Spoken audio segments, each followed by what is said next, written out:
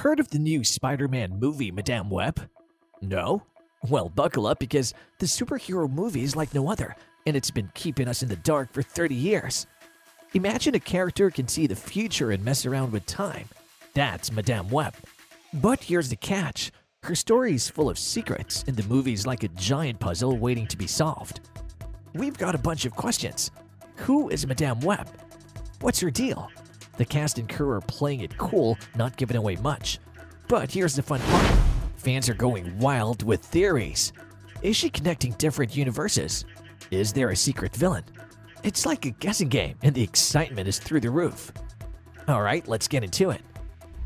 I would be interested in reading the chapter on Madame Web when the truth about what Sony is planning with its Spider-Man-less Spider-Man movies is revealed. This week I saw it for the first time, and it's not just a bad movie. I have no idea how it was made, not even on a conceptual level. I'm having trouble thinking that this movie even exists. It seems like a strange dream that someone tried to capture on camera. I would recommend it. This falls firmly into the category of it's so bad it's fun to watch, which is that rare treasure where something is both terrible and unintentionally funny. Madame Web from Sony makes it hard for any viewer to explain it, Marvel fan or not. The fourth entry in Sony's Spider-Man universe, Madame Web lacks a standalone storyline that explains Spider-Man's absence from the series, even with its excellent cast of actors and inspiration from Spider-Man's rich comic book origins. You might not even be expecting a follow-up when Madame Web's teaser for a sequel appears at the last moment. From 1986's Howard the Duck to 2015's Fantastic Four, Marvel has produced several highly rated and highly successful live-action films. Just the big-screen Spider-Man franchise hasn't always lived up to expectations. Films like Venom, Let There Be Carnage, Spider-Man 3, The Amazing Spider-Man 2, and Morbius have all drawn mixed reviews. Not only does Madame Web have a terrible opening day gross of $6 million, but it also has terrible reviews, 13% on Rotten Tomatoes, which mostly affects these rankings. It's questionable if Madame Web qualifies as a superhero movie at all. The whole plot of the movie revolves around Cassie Webb getting spider powers that are simply a better version of Peter Parker's spider sense. However, rather than feeling a tingle when a flying car is about to pass you by, she can see into the future for a span of 8 seconds to several minutes and can change things accordingly. I think this is the least fascinating superpower I've ever seen. The heroes in Madame Web aren't the most complex in Marvel Comics, but the story falls short of its potential in developing them. The character. Madame Web's clumsy way and cold attitude are the only parts of her personality that stand out. In the meanwhile, Anya Corazon, Maddie Franklin, and Julia Cornwall are living examples of stereotypes. Anya is the outgoing teenager, Maddie is the rebel, and Julia is the nerd. Beyond these characteristics, the heroes of Madame Web are heroic just to be superheroes, and their only bond is because of the plot. But that's it. None of Cassie's powers exist. She's defending 3 girls who will become Spider-Women in the future, but not in this film. They are powerless.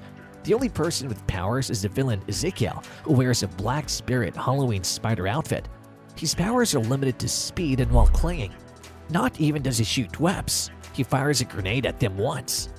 I'm trying to figure out why a movie about one of the most obscure Spider-Man comic book characters would not use her powers outside of dream sequences, and instead would center around 3 different versions of Spider-Women. Well, one of them is Spider-Girl, who would be decades younger than the original.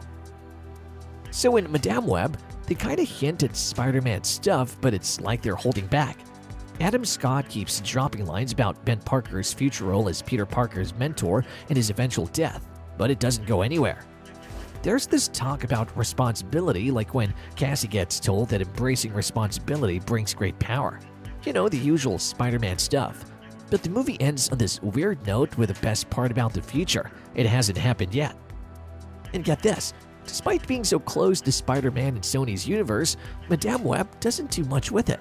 Cassie's friendship with Ben and Mary Parker doesn't matter, and she doesn't impact the baby's birth in any way. And then there's this villain Ezekiel Sims who can't beat 3 regular people in a beginner psychic but somehow steals Peter Parker's first Spider-Man status. And those 3 Spider-Women, they're only Spider-Women in Cassie's future visions, not in the actual story. It's a bit confusing, to be honest.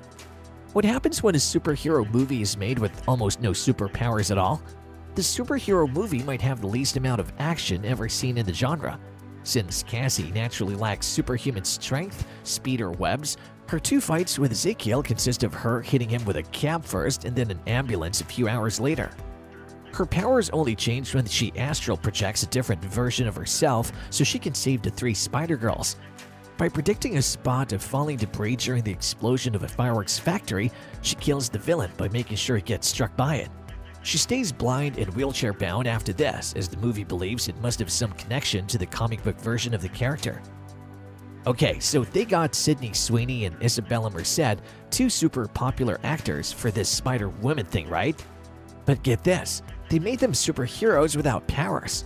Like, why not just make a Spider-Woman movie? It's confusing. Sydney did her homework and even wanted to make her character more comic-like, but she's in costume for like 18 seconds and spends the rest looking scared. And get this, there's talk she thought she'd be in the MCU as Spider-Woman after this, but it seems someone might have fibbed to her. Weird, right? So this villain guy Ezekiel Sims in Madame Web, total letdown. Unlike the Green Goblin or Venom's Carnage, he's not even properly evil.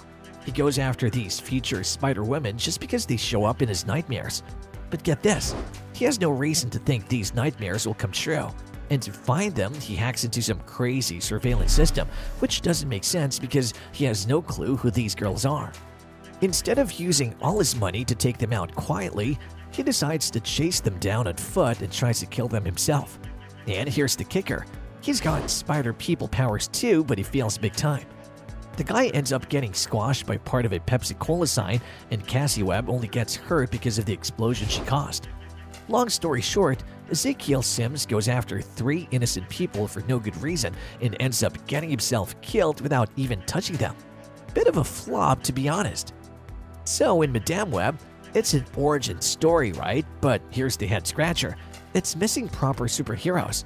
The trailers show Madame Web and her friends in full-on hero mode, using powers and all, but those scenes are pretty much all there is. Turns out, they're just in nightmares or some future Cassie's imagining. The actual adventures of these heroes together?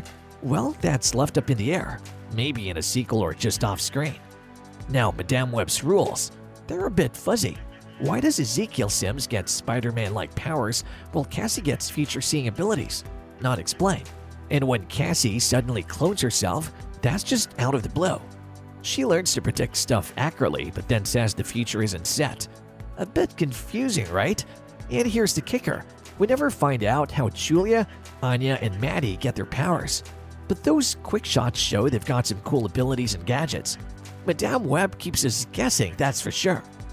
So, Madame Web turns out to be unintentionally funny. They've got franchise nods, weird character choices, awkward lines, the whole package. It's like the movie stumbled into humor without meaning to.